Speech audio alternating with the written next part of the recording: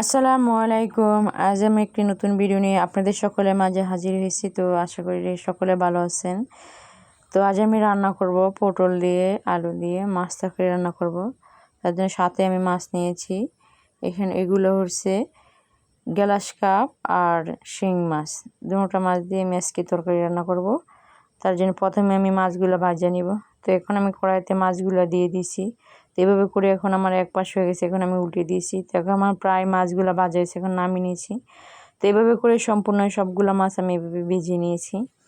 তো এখন আমি পটলগুলো ভাজবো, তার জন্য কড়াইতে তেল দিয়ে দিচ্ছি আর পটলগুলো দিয়ে দিচ্ছি। এভাবে অনবরত নেড়ে চেড়ে ভালো করে আমি ভাজা নিব। তো সাথে আমি লবণ দিয়ে দিছি। এখন আমার প্রায় ভাজা হয়ে আসছে। এভাবে করে তেলে আমি ভালো করে ভাজে নিয়েছি।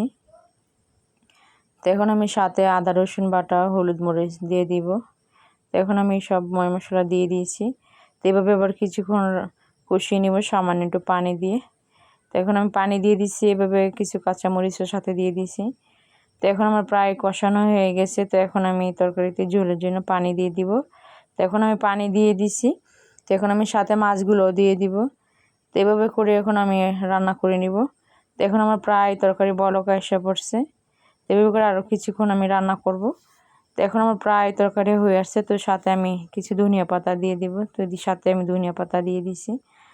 তো এখন আমার প্রায় রান্না হয়ে গেছে, এখন আমি নামিয়ে নিব। তো আজ আমি রান্না করেছি পটল তরকারির সাথে আমি মাছের ডিমগুলা ভাজি করেছি। তো আজকের মতন আমার এখানে ভিডিও শেষ। নেক্সট কোনো ভিডিও নিয়ে আপনাদের সকলের মাঝে হাজির হবো। সেই পর্যন্ত সকলে ভালো থাকবেন, আমাকে সকলে সাপোর্ট করবেন, লাইক কমেন্ট শেয়ার করবেন। আল্লাহ হাফেজ।